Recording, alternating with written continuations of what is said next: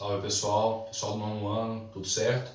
Professor Neto aqui mais uma vez para ter aquele papo. Voltamos aí dessa semana de folga que tivemos e vamos retomar aí o conteúdo, né? Vamos continuar o conteúdo, retomando nossas atividades, nossa rotina diária, e espero que esteja tudo bem com cada um de vocês. E vamos lá, vamos começar. Pessoal, Hoje nós vamos comentar um pouco, falar um pouco sobre o continente asiático, tá certo? Semana passada eu falei um pouco sobre o continente europeu, eu falei um pouco sobre IDH, né? Os países, digamos assim, com o IDH mais alto do planeta estão localizados na Europa. E alguns números também se aplicam na questão de números elevados, também se aplicam ao continente asiático, como por exemplo, nós temos os dois principais países mais populosos do mundo localizados no continente asiático.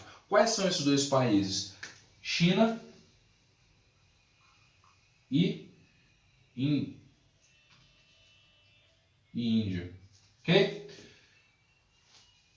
Somado a população dos dois países, nós temos mais ou menos 1/3 da população do mundo.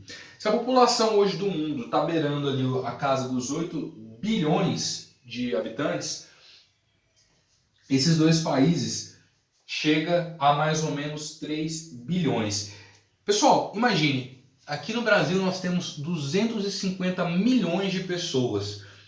E já é esse caos, já é esse absurdo, já é essa... Pensa a infraestrutura do trânsito. Pessoal, a gente mora em Goiânia, estou falando do pessoal, né? Vou parar com isso.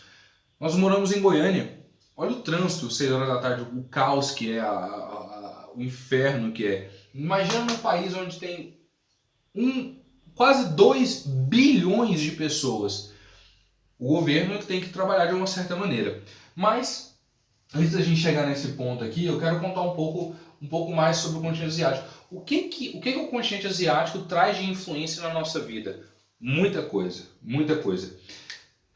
É curioso pensar que toda a história, ou todo o conhecimento vasto do continente europeu, perdão, do continente asiático, só foi difundido, né, há pouco tempo atrás, aqui no Ocidente, digamos assim, com maior ênfase, né? Porque a coisa de 2 ou 1,5 século atrás, ou às vezes até 1 século atrás, até o acesso, né, a 1,5 século atrás, até o acesso a países asiáticos era restrito.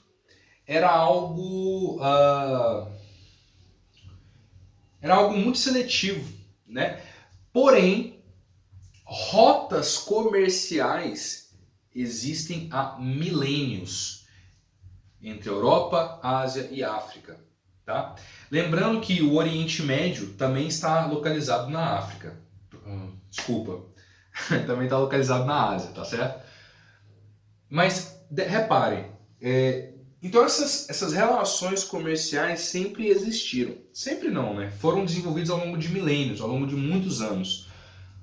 Mas foi só a partir do século passado que o conhecimento ocidental, que até mesmo as religiões ocidentais passaram a ter maior força aqui no mundo ocidental, né? Nós identificamos no continente asiático uma grande diversidade cultural e religiosa, né?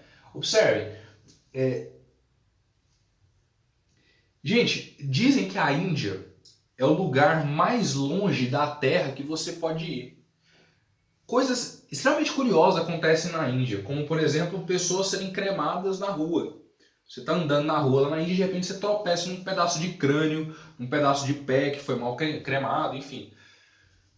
Isso, pro nosso olhar ocidental, parece ser meio absurdo. Para eles, não. O que eu quero dizer com isso, com essa fala, é o relativismo cultural, né? Aquela palavra que a cultura é relativa. Às vezes o que é estranho para você é normal para o outro e assim sucessivamente. Mas algumas religiões ganham muita força e algumas, não só religiões, mas também como filosofias asiáticas ganham muita força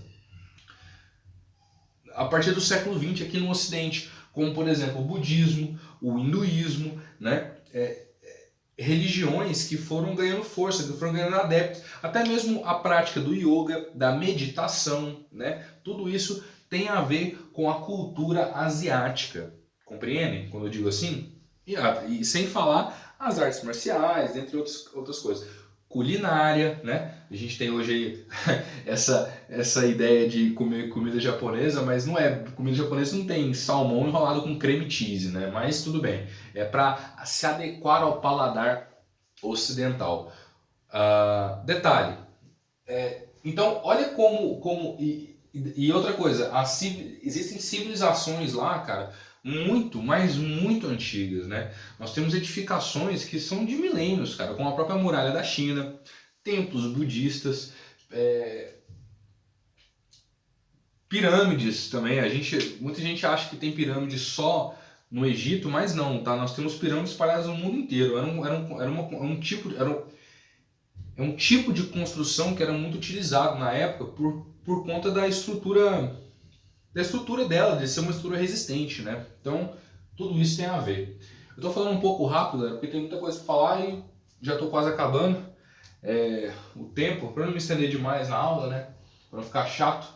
Mas tem um livro chamado A Incrível Tecnologia dos Antigos, se eu não me engano esse é o nome, onde relatam, cara, fatos que aconteciam de tecnologia, de conhecimento científico muito antigo e que a Europa e nós, os ocidentais, só fomos descobrir muito tempo depois. E o pessoal da Ásia já tinha esse conhecimento, já detinha esse conhecimento. Como, por exemplo, a China já detinha conhecimento, né,